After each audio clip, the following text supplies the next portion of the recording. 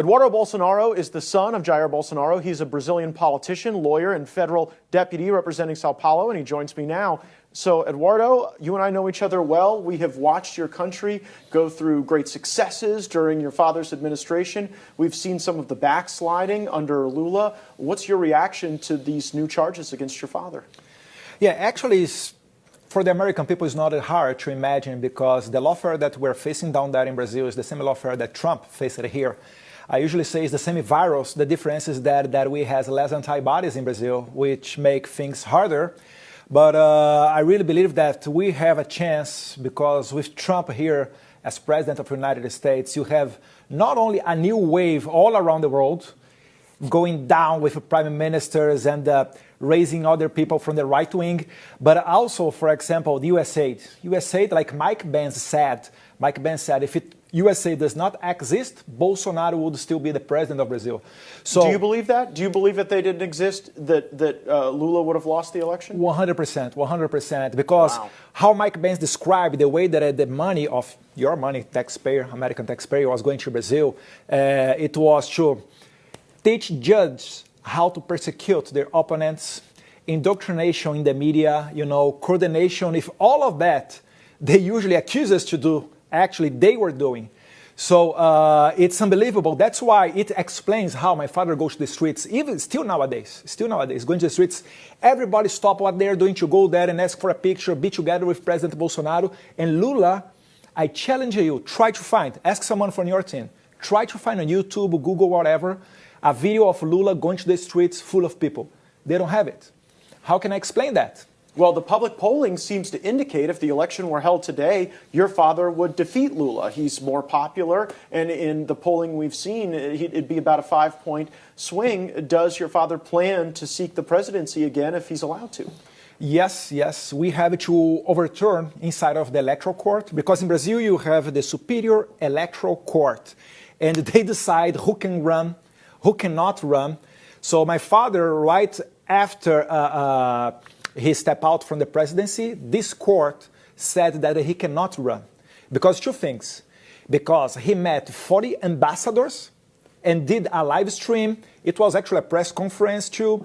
And he was criticizing the electoral process in Brazil, something that he was doing for the last, 15 years. So wait a second. If you criticize the way they run elections, they don't let you participate in the elections? Yes. That's crazy. But if you had this kind of law here in the U.S., it wasn't only a mugshot in Georgia that Trump would take. Trump would be out of the ballots. Well, that's totally undemocratic. Now, these allegations against your father are wild and fantastical. There is this plot described as green and yellow dagger, where there were going to be poisonings and assassinations. Imagine that you're going to kidnap someone and poison. It doesn't make sense. We even make a joke, because as you had here January 6th, look how about the coincidences.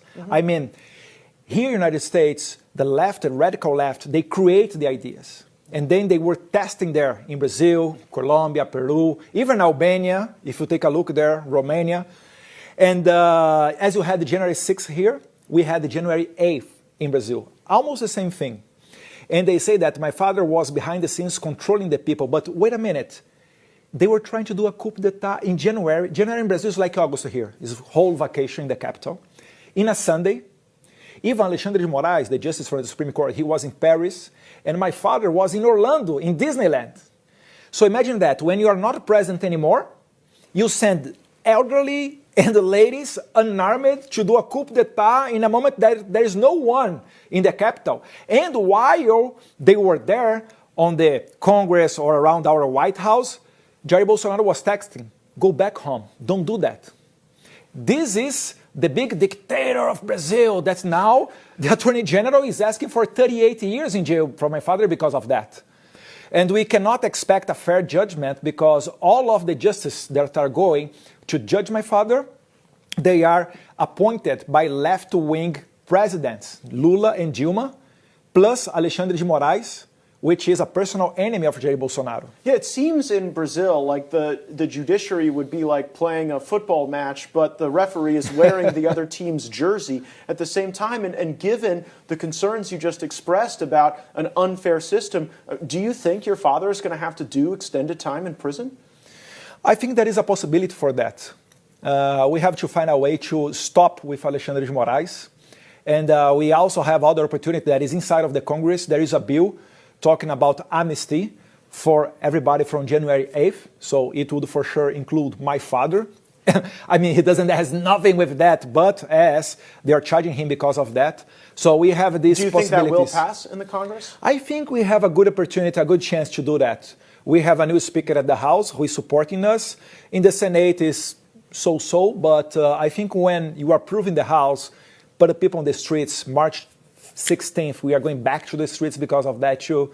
I think then we have the atmosphere to approve in the Senate too. That is a chance. We have heard some commentators suggest that if these courts bar your father from being on the ballot and seeking the presidency, that you would be a very appealing candidate. If that were to happen, do you have plans to run for president of Brazil? Matt, I really think that my father is going to overturn all of that. Sometimes we cannot imagine how. Imagine President Trump in 2021. How was him? Like even outside of social media, all the donors running far away from him and all of that. I remember that because I visited him in his office in New York at that time. I think I saw you at Mar-a-Lago a time or two in calendar year 2021. Yes. And so this is the moment that we are crossing now in Brazil. But after Trump's election, after all of that, after the shot on his ears, people start to compare with the stab that my father suffered from a radical left militant. These so many coincidences makes us have hope that we can also follow the path of the United States and go back with Bolsonaro as president. I think that is really unfair. You do not let him run because he met ambassadors and criticized the electoral process. And the other excuse that they created is because he made